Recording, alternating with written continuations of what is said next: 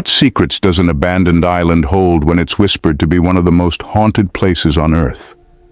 Welcome to Poveglia, a sliver of land caught between the bustling streets of Venice and the tranquil shores of Lido in the Venetian lagoon, Italy.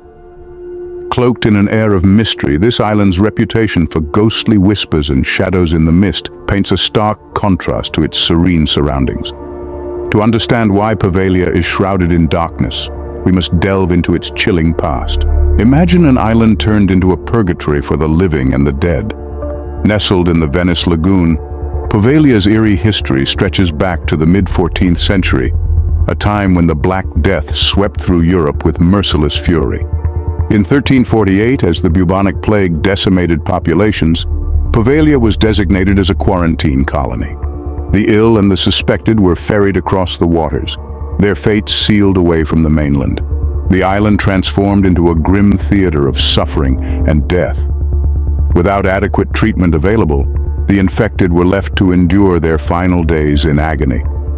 As the number of the deceased skyrocketed, the small island became overwhelmed. Mass graves were dug hurriedly. Tens of thousands of bodies were either burned or buried in these vast pits. The air was thick with the acrid stench of death, and the once verdant grounds of Poveglia were scorched black by the fires of countless pyres. As the plague ceased, the shadows of the dead lingered, but Poveglia's tale of horror was far from over. Decades later, the echoes of the plague were replaced by the cries of the insane. As we cross into the early 20th century, the infamous island of Poveglia took on a new, dark role as a mental hospital. Here, the walls didn't just confine. They witnessed unspeakable horrors, legend whispers of a doctor whose methods were as radical as they were cruel. It's said he performed nightmarish experiments on his unwitting patients, driven by a twisted vision of science. These acts of madness didn't just claim the sanity of his subjects, but eventually his own.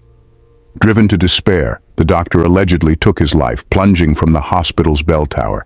The asylum closed, but the screams of the tormented are said to still reverberate through the decaying structures. Now, Poveglia stands silent, an off-limits enigma wrapped in decay.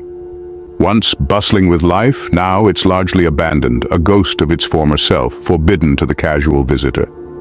This isolation only fuels its mystique, making it a magnet for ghost hunters and historians alike, each drawn by the tales of despair that permeate its soil. The island occasionally surfaces in the news when it's put up for auction by the government, sparking a flurry of public interest. There are those who dream of restoring Poveglia, of turning it into something more than a shadow haunted by its past. Yet each attempt seems to falter, as if the island itself resists change.